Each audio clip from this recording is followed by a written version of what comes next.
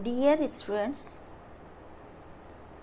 MA previous के paper first administrative theories and management में हम आज संगठन की संरचना में मुख्य कार्यपालिका के बारे में पढ़ेंगे, जिसके अंतर्गत हम ये देखेंगे कि मुख्य कार्यपालिका का क्या अर्थ है, क्या तात्पर्य है।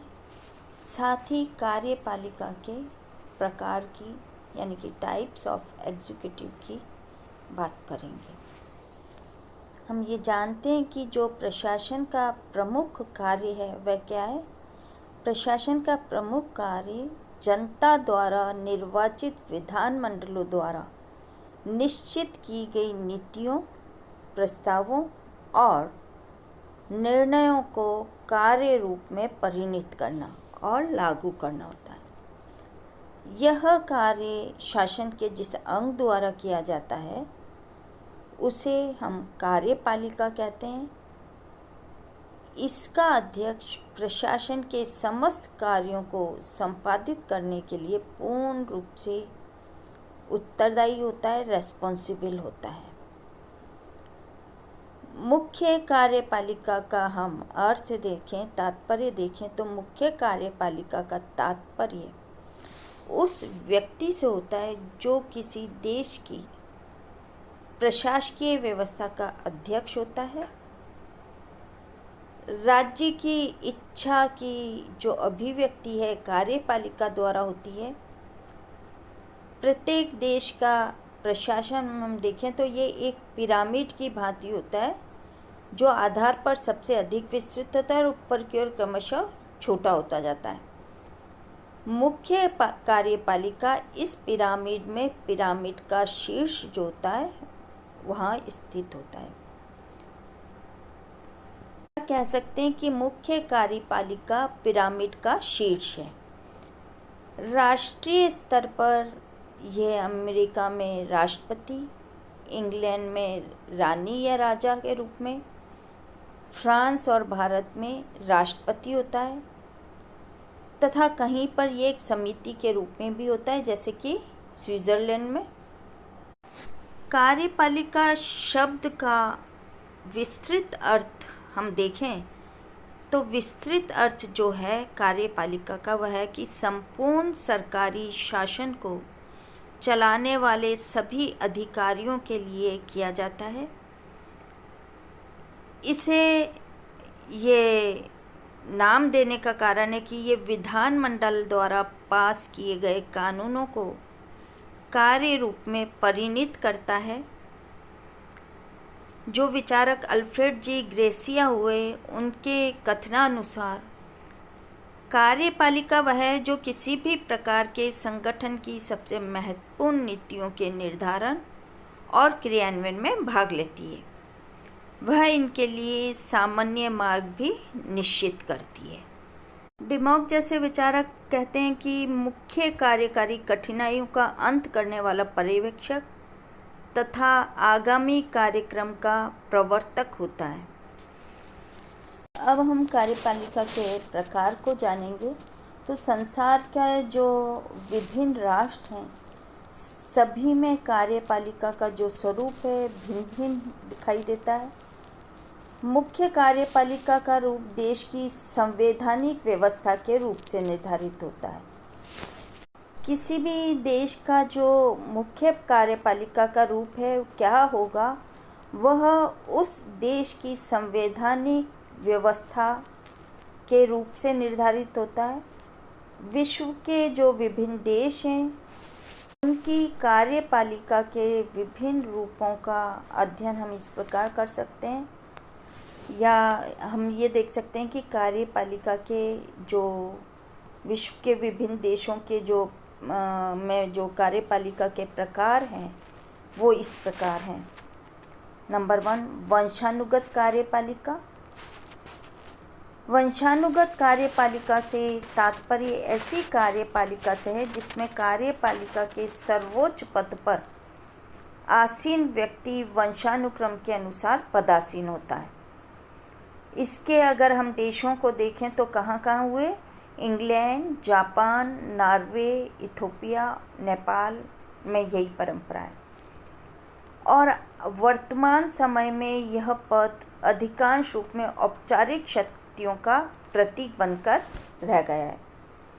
सेकंड जो कार्यपालिका का प्रकार है वो है निर्वाचित कार्यपालिका। निर्वाचित कार्यपालिका से हमारा तात्पर्य, हमारा आशय ऐसी व्यवस्था से है जिसमें कार्यपालिका का सर्वोच्च पद निर्वाचन के आधार पर भरा जाता है। और इस कार्यपालिका के जो प्रमुख लक्षण हैं वो इस प्रकार होते हैं। नंबर 1, कार्यपालिका के पद पर साधारण से साधारण व्यक्ति भी अपनी क्षमता के अनुसार निर्वाचित हो सकता है। नंबर 2, संसदात्मक व्यवस्था में सर्वोच्च निर्वाचित कार्यपालिका के पास केवल औपचारिक शक्तियां ही रहती हैं। अध्यक्षात्मक व्यवस्था में कार्यपालिका के पास वास्तविक शक्तियां होती हैं तथा यह सिद्धांत लोकतंत्रीय तथा गणतंत्रीय परंपराओं के अनुरूप है। निर्वाचित कार्यपालिका भारत, फ्रांस, अमेरिका, इटली आदि देशों में पाई जाती है। आदि देशों की जो कार्यपालिका होती है वो निर्वाचित होती है। नाम मात्र की कार्यपालिका, नाम मात्र या औपचारिक कार्यपालिका उसे कहते हैं जिसमें कि कार्यपालिका की जो शक्तियां हैं औपचारिक रूप से जिस व्यक्ति के पास होती हैं वह उनका प्रयोग स्वयं नहीं करता, किंतु समस्त कार्य उसी के नाम से किए जाते हैं। भारत और ब्रिटेन में नाम मात्र की कार्यपालिका है। दोनों देशों में यानी कि भारत में राष्ट्रपति और ब्रिटेन में राजा नाम मात्र के शासक हैं। व्यवहार रूप में देखें तो वास्तविक कार्यपालिका शक्ति जो है मंत्रिमंडल के हाथों में रहती है। दूसरे शब्दों में कह सकते हैं कि नाम मात्र की कार्यपालिका का प्रधान जो है राज्य करता है, शासन नहीं। कार्यपालिका का जो 4th प्रकार है वो है वास्तविक कार्यपालिका। वास्तविक कार्यपालिका का तात्पर्य उस कार्यपालिका से है जो वास्तव में शक्ति का उपयोग करती है और उसे किसी अन्य से शक्ति प्राप्त करने की आवश्यकता नहीं होती है, ज़रूरत नहीं होती है। संसदात्मक प्रणाली में वास्तविक कार्यपालिका जो है या वास्तविक कार्यपालिका शक्ति प्रधानमंत्री और उसके मंत्रिमंडल के पास निहित होती है। मंत्रिमंडल विधायिका के प्रति उत्तरदायी होता है। भारत और ब्रिटेन की मंत्री परिषद वास्तविक कार्यपालिका के उदाहरण हैं। अध्यक्षात्मक शासन प्रणाली में ये शक्ति राष्ट्रपति में निहित होती है जो वास्तविक कार्यपालिका होता है। एक और जो कार्यपालिका का प्रकार है वह है एकल कार्यपालिका। एकल कार्यपालिका का तात्पर्य कार्यपालिका के ऐसे संगठन से है जिसके अंतर्गत निर्णयात्मक और अंतिम रूप से कार्यपालिका की जो समझ शक्ति होती है वो किसी एक व्यक्ति के हाथों में केंद्रित होती है और उस व्यक्ति के आदेश अंतरिम रूप से मान्य होते हैं। और शासन प्रबंध की सुविधा के लिए कार्यपालिका शक्ति का विभाजन तो किया जाता है, लेकिन अंतिम रूप से जो संपूर्ण शासन व्यवस्था है उसके लिए कोई एक व्यक्ति ही उत्तरदायी होता है। अमेरिका का राष्ट्रपति एकल कार्यपालिका का सर्वश्रेष्ठ उदाहरण है। भारत और इंग्लैंड भी एकल कार्यपालिका के ही उदाहरण है। नंबर 6, बहुल कार्यपालिका। जब कार्यपालिका शक्ति का प्रयोग कुछ व्यक्ति करते हैं तो उसे बहुल कार्यपालिका कहा जाता है। स्विट्ज़रलैंड की संघीय परिषद जो है बहुल कार्यपालिका का सर्वोत्तम उदाहरण मानी जाती है। वहाँ प्रधानमंत्री तथा राष्ट्रपति नहीं होता। वहाँ की जो संघीय कार्यपालिका में 7 व्यक्ति होते हैं। सभी की स्थिति एक समान होती है। 7 व्यक्तियों में एक व्यक्ति एक वर्ष के लिए अध्यक्ष चुना जाता है जो बहुल कार्यपालिका की अध्यक्षता करता है। कार्यपालिका के जो सदस्यों का चुनाव है वो विधायिका के दोनों सदनों द्वारा एक संयुक्त अधिवेशन में किया जाता है।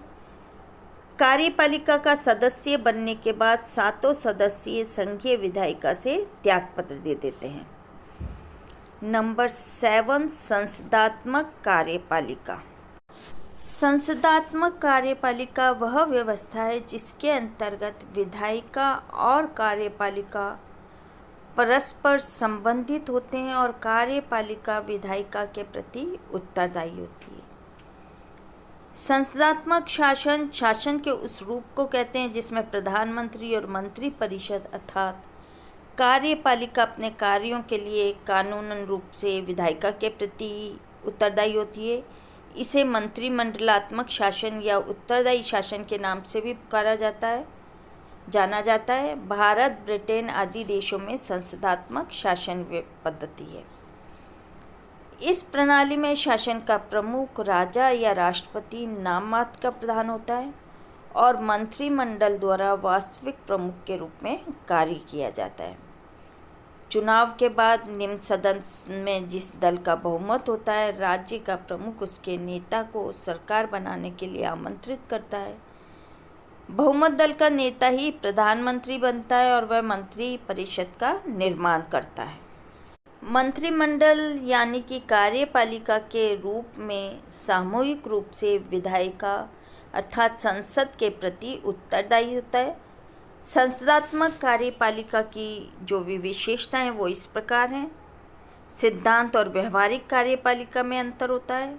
विधायिका और कार्यपालिका में संबंध, सामूहिक एवं व्यक्तिगत उत्तरदायित्व, प्रधानमंत्री का नेतृत्व। 8th जो कार्यपालिका का प्रकार है वो अध्यक्षात्मक कार्यपालिका अर्थात प्रेसिडेंशियल एग्जीक्यूटिव। संसदात्मक शासन पद्धति के विपरीत जो शासन व्यवस्था होती है वो अध्यक्षात्मक कार्यपालिका कहलाती है, जो व्यवस्थापिका से पूर्णतः पृथक रहती है। संविधान के द्वारा दोनों की शक्तियां पूर्णतः विभक्त होती हैं और वे एक दूसरे के कार्यों में हस्तक्षेप नहीं करती हैं। इस व्यवस्था में देखें तो राज्य का जो प्रमुख है वो जनता द्वारा चुना हुआ व्यक्ति होता है। राज्य प्रमुख संसद का सदस्य नहीं होता अतः वह संसद के प्रति उत्तरदायी नहीं होता है। अध्यक्षात्मक सरकार वह है जिसमें कि कार्यपालिका अर्थात राज्य का अध्यक्ष तथा उसके मंत्री अपनी अवधि के विषय में संविधान की दृष्टि से विधायिका से स्वतंत्र होते हैं और अपनी राजनीतिक नीतियों के बारे में उसके प्रति उत्तरदायी नहीं होते हैं। अमेरिका और ब्राज़ील आदि देशों में इसी प्रकार की शासन व्यवस्था है। इस व्यवस्था में कार्यपालिका का प्रमुख राष्ट्रपति है जो कि जनता द्वारा चुना जाता है। राष्ट्रपति और उसके मंत्री परिषद के सदस्य संसद के सदस्य नहीं होते और न ही उसके प्रति उत्तरदायी होते हैं। अतः इस व्यवस्था में सामूहिक उत्तरदायित्व की व्यवस्था नहीं होती है और मंत्री राष्ट्रपति के प्रति उत्तरदायी होते हैं। अध्यक्षात्मक शासन प्रणाली की प्रमुख विशेषताएं जो है महत्वपूर्ण विशेषताएं जो हैं वो इस प्रकार हैं। कार्यपालिका और विधायिका का पृथक्करण, ये एक प्रमुख रूप से इस अध्यक्षात्मक शासन प्रणाली की विशेषता है। नाममात्र और वास्तविक कार्यपालिका में अंतर नहीं। कार्यपालिका का निश्चित कार्यकाल और कार्यपालिका के सदस्य विधायिका के सदस्य नहीं होते हैं। नंबर 9 जो कार्यपालिका का प्रकार है वह है स्थानीय कार्यपालिका लोकल एग्जीक्यूटिव। स्थानीय स्तर की कार्यपालिका 4 प्रकार की होती है। नंबर 1 हम देखें तो एकल और बहुल कार्यपालिका। एकल कार्यपालिका में एक अधिकारी होता है जैसे फ्रांस और अमेरिका के मेयर, जर्मनी के बुर्गी मास्टर तथा भारत में स्थानीय संस्थाओं के अध्यक्ष सभापति। बहुल निकाय में हम माने तो समिति, आयोग तथा मंडल आते हैं। नंबर 2 स्थानीय कार्यपालिका का जो इसका दूसरा प्रकार है वो है उत्तरदायी या अनुत्तरदायी कार्यपालिका। अमेरिकन नगर प्रबंधक, भारतीय अध्यक्ष या कार्यकारी अधिकारी उत्तरदायी होते हैं जबकि अमेरिकन मेयर तथा जर्मन बुर्गी मास्टर अनुत्तरदायी होते हैं और उन्हें परिषद पदच्युत भी नहीं कर सकती। नंबर 3 केंद्रित तथा विकेंद्रित कार्यपालिका। कुछ स्थानीय कार्यपालिकाएं शक्ति को अपने हाथों में केंद्रित रखती हैं। अमेरिकन मेयर, नगर प्रबंधक, आयोग व्यवस्था कार्यकारी सत्ता के केंद्रीकरण के उदाहरण। तो इसके विपरीत कुछ स्थानीय कार्यपालिका शक्ति का विकेंद्रीकरण करने के पक्ष में भी होती हैं। स्थानीय कार्यपालिका का जो फोर्थ प्रकार है वो है राजनीतिक तथा अराजनीतिक कार्यपालिका। कुछ स्थानीय कार्यपालिकाओं का स्वरूप राजनीतिक होता है, तो उसके अधिकारी विशेषज्ञ नहीं होते हैं। अमेरिकन मेयर, आयुक्त, भारतीय स्थानीय संस्थाओं के अध्यक्ष राजनीतिक होते हैं। दूसरी तरफ देखें तो दूसरी और अमेरिकन नगर प्रबंधक और जर्मन बुर्गी मास्टर अराजनीतिक अथवा विशेषज्ञ कार्यकारी होते हैं। कार्यपालिका के इन विभिन्न प्रकारों को जानने के पश्चात हम अब ये देखेंगे कि जो हमारी संसदीय और जो अध्यक्षात्मक कार्यपालिका है उसमें क्या अंतर है, क्या डिफरेंस है, उसका हम अध्ययन करेंगे। संसदीय प्रणाली वाले देशों में वास्तविक कार्यपालिका एक बहुल निकाय होती है जिसे मंत्रिमंडल कहते हैं। मंत्रिमंडल में हम देखें तो प्रधानमंत्री और अन्य मंत्री होते हैं। इसके ठीक विपरीत अध्यक्षात्मक देशों में मुख्य कार्यपालिका राष्ट्रपति होता है। उसकी सलाह के लिए कुछ सचिव होते हैं जो संसद के प्रति उत्तरदायी नहीं होते, वो केवल राष्ट्रपति के सलाहकार होते हैं। और दूसरा जो हम अंतर देखें तो दोनों प्रकार की प्रणालियों में कार्यपालिका एवं विधायिका का संबंध अलग अलग प्रकार का होता है। संसदीय प्रणाली में मंत्रिमंडल के सदस्य जो हैं संसद में बहुमत दल से लिए जाते हैं और अपने कार्यों के लिए संसद के प्रति सामूहिक रूप से उत्तरदायी होते हैं। संसद का विश्वास खो देने पर उनको त्यागपत्र देना पड़ता है।